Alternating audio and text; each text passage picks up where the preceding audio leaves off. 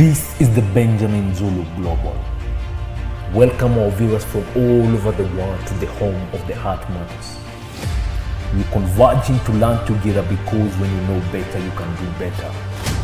And a better life is what we all want. Better work life, better family life, better personal life. Yes, and we are glad that you have joined us this lovely day. My name is Willie Kinyash, and today we want to talk about the qualities that she must have. And I know every man out there are some qualities you have in your mind. Some of you have even written them down that I want A, B, C, D. You can name them, you know them. But what are some of these qualities that she must have for that relationship to prosper and to thrive? So let's repeat the premises. It is very hard to evaluate a woman once you're in love with her. It is hard to evaluate her. Yes. Why is Once it hard? you are in love, your emotions are involved. You start seeing all these glorious qualities and calling her angel. In other words, you're saying sometimes you don't even think. The moment you start calling her angel, how are you going to see the thought of an angel?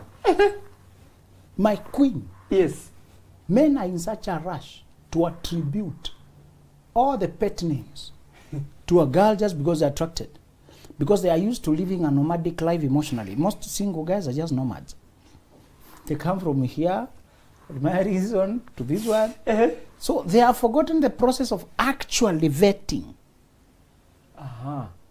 Because they fear rejection, they rush to corner to impress. Yes. They try too hard. What is the danger? There before you are just a guy walking around. I saw one video of Obama before he was president, and this interviewer is just taking him casually, and there's a guy here calling himself Barack. He will tell us he has some ideas here. You too. Prior to your shining, Yes. used to be this guy here. And because nobody took you seriously, you learned to work extra hard.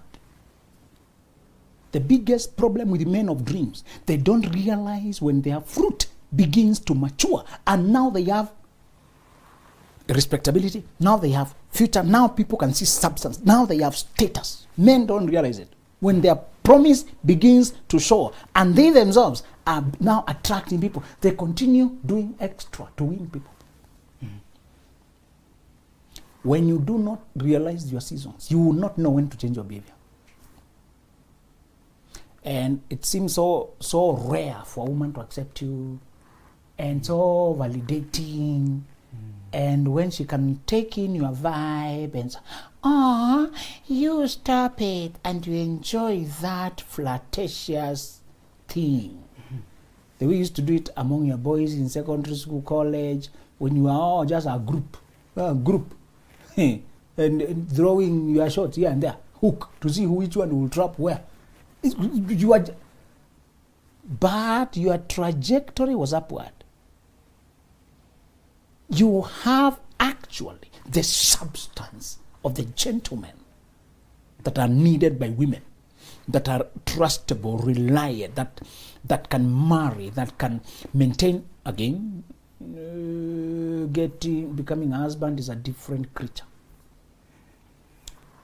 than a man.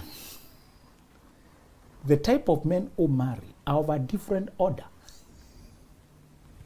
than the average man. It is like domestic cat and a wild cat. To be able to exist in a civilized setting, to control your feelings and eat at home and be faithful and control your feelings and be reliable and show up for your children and go out there, hunt for your protect your family, make fun, grow together. That journey as a husband and a father is not for every man. It's not even natural. Actually, we said it is very hard for men to get married. We did a whole show explaining why it is almost impossible For men to get married. the average man can't marry. The thing it takes to calm down and become a friend, a father, a husband, a lover, a leader, a mentor, a confidant. With all your urges flaring up there, you must do a lot of taming work inside. You must do a lot of, and this does not mean tamping down your masculinity, no. It means adopting values that are higher, that are selfless, that are transcendent.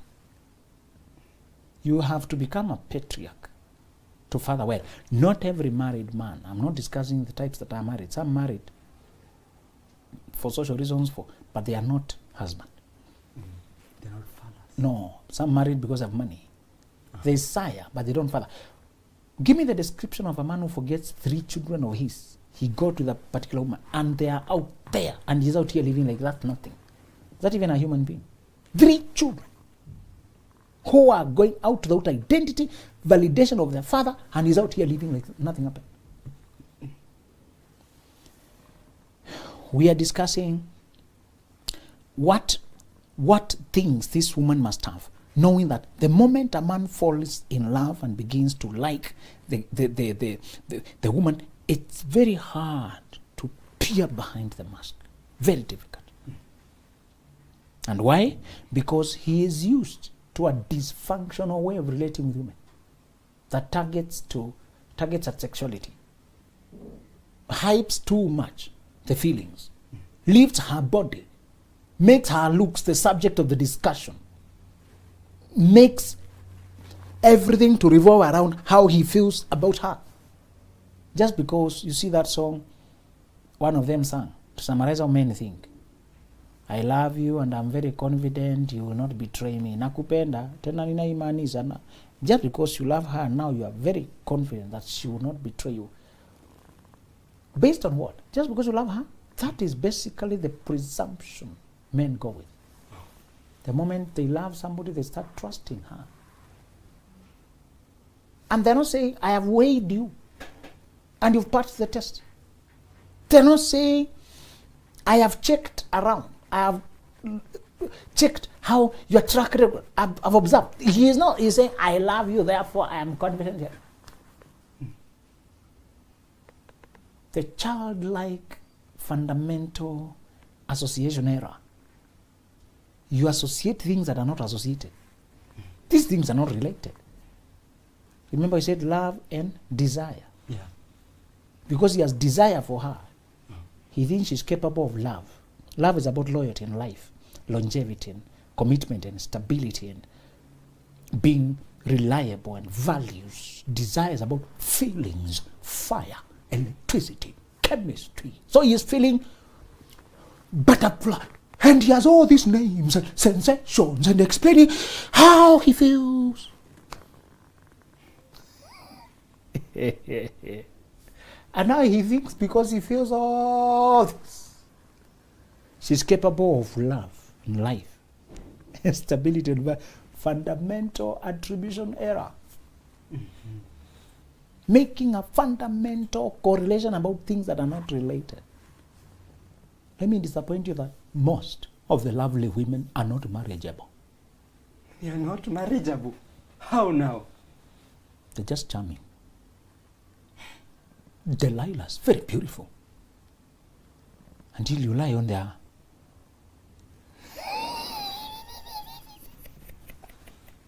so comfortable to lie on our legs. And you feel like you have conquered. How many men have replaced the woman they have a desire with the woman they have a love story with, life story with? Thinking this is exciting, this one is boring. Only to realize the one who was exciting you can't stay with you. The one who stayed with you is not always exciting. You are the one to bring the excitement. Yeah. Okay? You can be truly in love with your partner, but the erotic fire is dead because you forgot to add firewood, both of you. Mm. It's not always one person. Couples like blaming one of them. Mm-hmm. Is it two of you? Yes. You had your own desire. Your sex life can die because both of you neglected the fire that keeps the erotic fire burning. You got carried by duties, especially these responsible people. Yes. Tunajenga taifa. You settle into this routine that gets things going. Go to work, I go to work, we raise the kids, we pay the fees, we acquire the, you're even doing projects. Projects. You're doing good in life. Erotic fire. T0. Because love is about having. It's about not having distance between us. It's about so connected. It's about assurance. It's about safety and confirmation. I will never leave you. I promise. Love is about that. Desire is about dance. Some distance, some missing, some separation, some coming, some teasing, some moving. It's not about stability. It's about dance and motion. But that is scary when all you wanted is to grab, isn't it? Yeah. So when you're naive, you grab each other. And you tie each other at home. And your routine. And to make sure we are always in touch. Yes. Because the counselor told you, communication is the secret.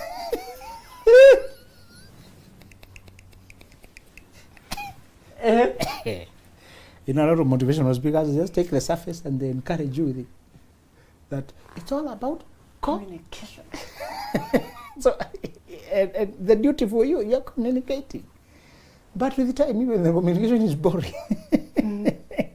Same things. So, what is wrong now? Now that you're communicating and you're committed, why is the erotic fire dying? The things that build erotic fire are different. It's variety. It's giving each other a few hours of space to meet each other, to develop other stories. It's teasing, and you know, when you settle into routine, even the intimacy is scheduled. Yeah. Tuesday, 8 p.m. So, because it's premeditated,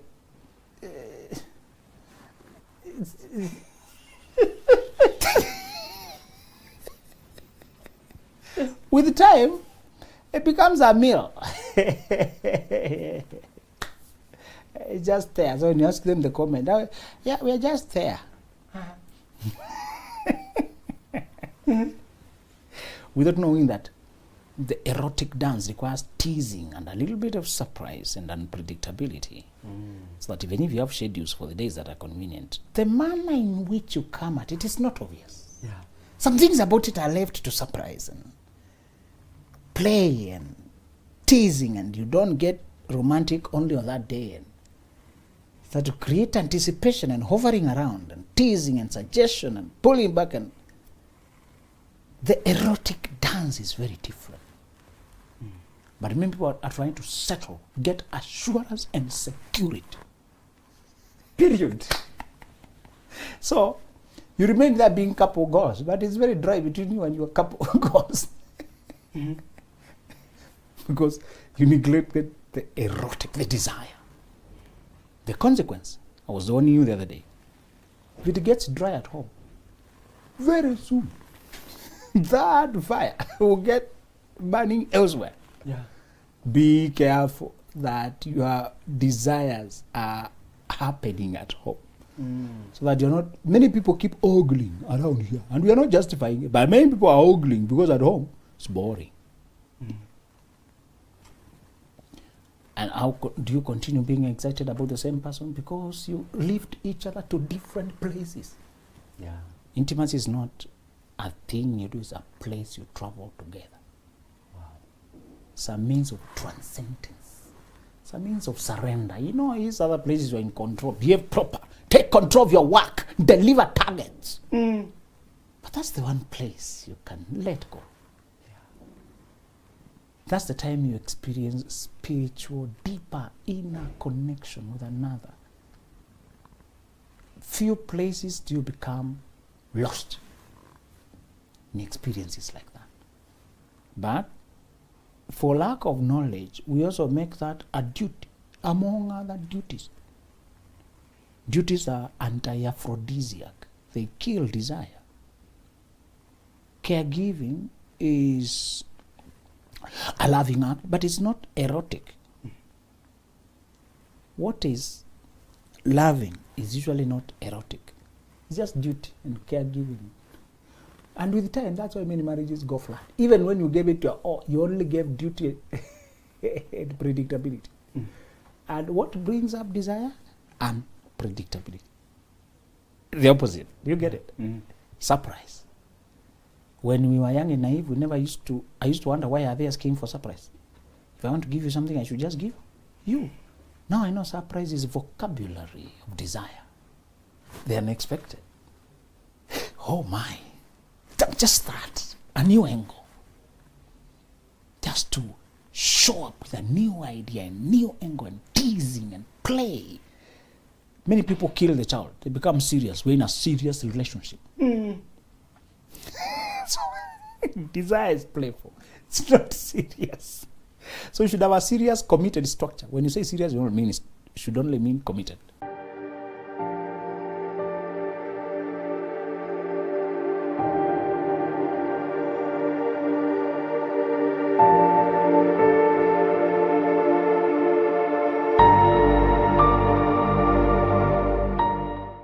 But when it comes to the energy, the novelty, the newness, the dreaming, the teasing, the fantasizing, the possibility, the laughter, the joking, the teasing, that thing, please, if you want your desire to remain alive and awake, that is a sacred thing. Don't let routine and total predictability settle in. Otherwise, everything else will die. You remain there with buildings that have no life. Marriage institution. So you remain with an institution. There's nothing erotic about an institution. It's an institution. So the institution gives you the space to now tell a love story. Make sure it's a story of romance. It's a story of erotic. It's a story of desire. It's a story of adventure. Story, plot, a narrative with the twists and plot twists and turns. Then you interweave it now with your duties. You interweave it with raising kids. You weave it together with building projects. Weave it together with attaining milestones and getting new jobs and business. You interweave it and make it fun. It is supposed to be both of you. So next time couples are coming complaining, it is this one. While it can be, but many times they are also responding to the lack of energy. They have lost interest because there's no energy. It has lost life. There is no soul. And you hear the language people saying they're asking for nipatia. So it's seems like you don't have the responsibility to do it. Yes, it's being given. Because that language has been full of selfishness and one-sidedness. People come there with wrong notions. Women want as much intimacy as men. As much. And I was telling some guys, those guys who are marrying many women are trying to run away from the real story of love. And I was asking them, how many of us have ever loved your wife until she said, that's enough, now go away, don't love me today? You can't overlove. You can't even love enough your wife. She still has things you can do more. Dare ask that question. You are doing well. Don't wait for Christ. But do you think there's anything we can improve? You'll be given a list.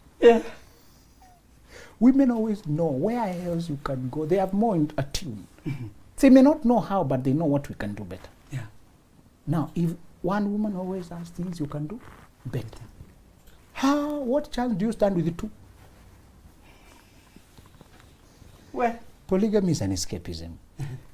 It changes the definition of marriage for an economic fixture for the women, because it used to be an economic vehicle to provide for them. It was not love. There was no personal connection. So it's a whole different thing. It's not marriage for passion and companionship. You can't have two companions. Everybody has a different life story. If you want the story of your life, get a woman who has the following qualities. Number one is a woman who is in touch with herself and what she wants in this life. That's threatening when you're naive. You think she will not be malleable, I can't control her now. A romantic story, a story of love, rather than a rigid, empty existence. The story of romance requires a person who knows what turns them on, what brings them to life, what excites them. That is how they will pay attention to what also brings your life, what excites you. If she's not aware what works for her, can she interpret what works for you? No. Do you get it? Yes. Every now and then you hear her saying you should take her on a country ride. Then you pass by the coffee farms of Limuru and you are there, you are seeing farms and the rolling lands, and it's so ecstatic. Some of us, especially the country people, our passions are into nature. We feel like trees have an existence. Somebody can hug a tree and they feel therapy. Hugging a what? A tree. And you think it's superstition. You!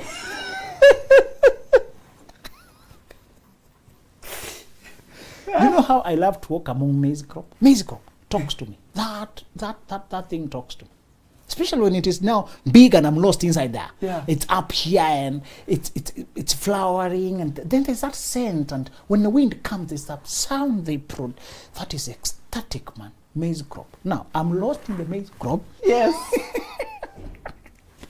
And my memories are always, we are farming there, and you can hear my mom and my older sisters talking. You can't see them, neither can they see each other. But there are story across. So, because the crop is thick, and it always spoke of abundance. Those moods always come back. It reconnects me and makes me feel alive. A lady called Esther Perel is a psychologist for couples. She conducted a research asking people what brings their life up, turns them on, what brings them energy. And people would say, she rephrased the question to remove the blame. We do. You turn me off when? These are the things that turn me off. No, I turn myself off when? You. Yes. Mm-hmm. I turn myself on when? So she rephrased it to give you the ownership. Mm-hmm. And suddenly people said, by the way, when I take so long before I go to nature, when I have not played my guitar, when I have not sung my song, when I have not, played with my kids, when I have not watched my documentary series, when I have not seen this for so long, when I have not delivered my targets at work, that's when it had nothing to do with the bedroom. None. That makes sense. Imagine. Because in her philosophy, erotic is just part of life force. It's not about bedroom. In fact, you are most vibrant and deeply connected in the bedroom when you are most vibrant and deeply connected in life. Make sure you marry a woman who is in touch with the things that bring out the glow. For example, make sure she can dance on the mirror. Most girls will be dancing on the mirror with or without any clothes. They enjoy their body. If she's healthy, she's happy with her body. She will dress, ask how this one looks like, wear another one. You say that one is okay, but according to her, it is not very okay. Yeah. So she changes, and you should also assess that one.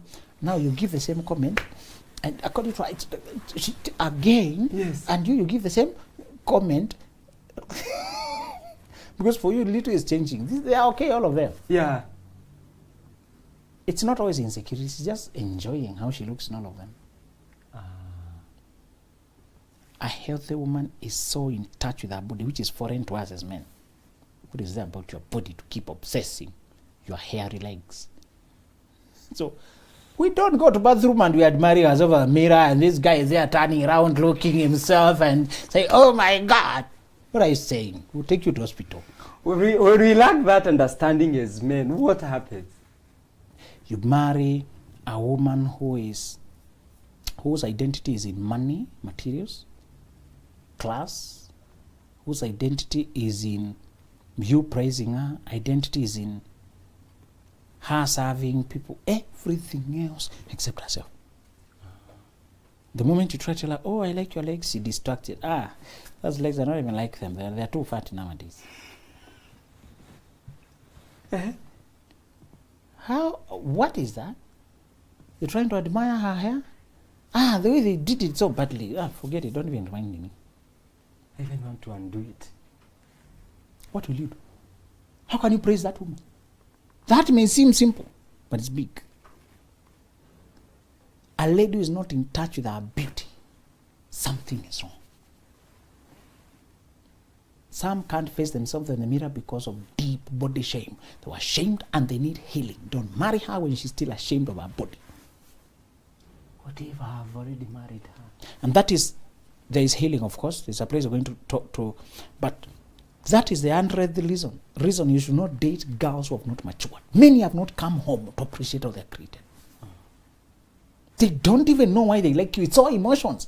You need a girl who has learned to like her body, learned to live with herself, love. Many people are not going to salon to attend hair. They're not going to spa to attend to their body. They are going to try and correct a fault. That's why they overspend on clothes, overspend on shoes, overspend on hair. They are at war with their skin tone, at war with the size of this part, at war with the size of the other part. And if you come, you enter that war. And you're supposed to affirm and explain and repeat until you feel nagged and suffocated. All men are claustrophobic when they're required to feed a low self-esteem of a woman. It becomes tiresome, claustrophobic, draining, impossible. Save yourself that hell. Marry a girl who enjoys her body. Let her enjoy it. In fact, now pamper that. It's easier. It's easier, my brother. Yeah. Buy some new clothes, add another shoe, just finance that. It's an easier task. Yes. Don't refuse. Encourage that. Let her wear that shoe, check the other one. When she sees something, and keep an open policy, open door policy. And we don't say some kind of a buy.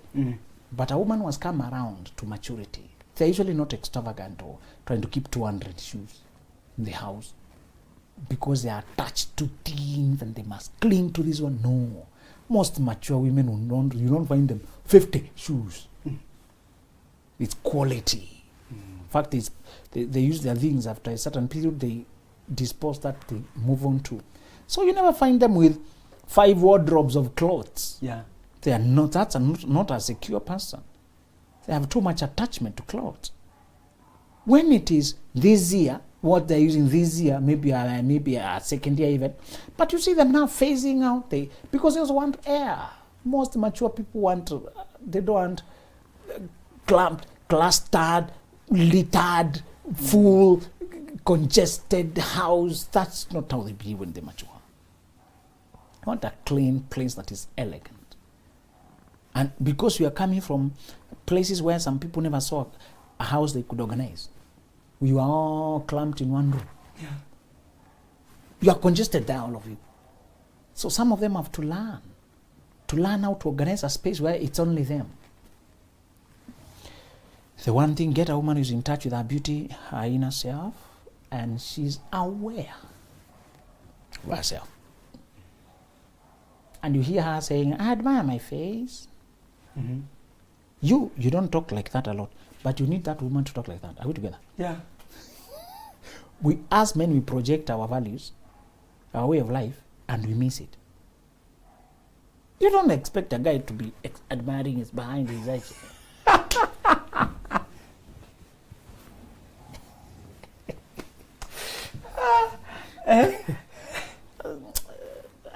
No, we don't function like that. Yes.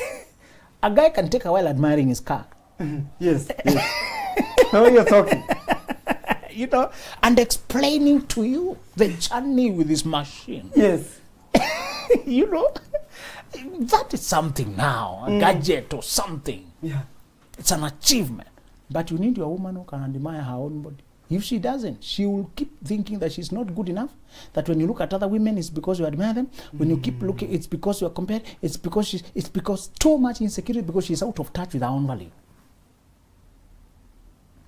The second quality is you need a woman who is growth conscious, improvement conscious, who is trying to get better, who reads.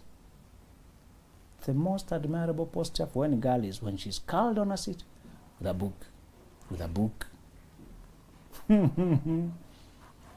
Not hopping from club to club. I don't know what men are thinking when they're marrying these girls who are after fun. Just entertainment. Entertainment at its place, but improvement comes number one. You need a girl who can discuss ideas in a book she's reading, or a teacher she's following, or some inspirational messages, and who has depth as you converse. Do you know men have a hunger? Healthy men have a hunger for challenge. Again, men love by respecting. The language of love for men is respecting. I respect. So for a man to respect a woman, she must challenge him with a depth of insight. She must be an intellectual equal, even if she is younger. She must be intellectual equal, who can tweak his ideas, question them, add value. When you do that to a man, you've made his day, man. He was thinking of this business idea, then you showed him a few other parameters that gave him a better option. He wanted to acquire this or invest in this, or he has this troublesome friend or relative is trying to help, and you came up with a solution that is very efficient. That man will never forget you. He will keep calling you to run his decisions around you, to hear what. There's something. Many women can tell you they have friend guys who just want to hear input on decisions. Again, a husband is always a leader, a wife is always a manager. A good husband is always A leader. a good wife is always A manager. manager maintains. A leader leads, charts course. We're not saying women can't be leaders, we're saying the arrangement of family Yes. is that you need a woman who is a manager, not a consumer. You know, we keep marrying consumers. Squanderers. Yes. They eat everything. You know those people in office, or even water, they take water with greed. When your supervisor tried to provide free tea, what happened? The first 3 characters to arrive there swept all of it. And now the manager had a problem at hands. We did not get tea, we did not get soda. Because the moment you provide anything, some people squander it. Now if you marry a squanderer, and you expected the squanderer to be the manager, Oh, you're in a big problem. they compete to eat your money. They even have sayings, I'm eating it so that another woman out there does not eat it.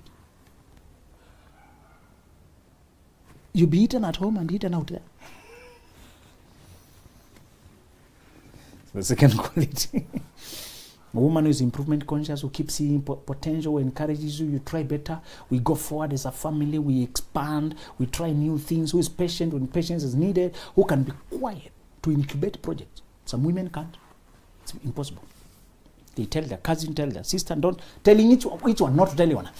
Don't tell anyone. Don't tell Anyone.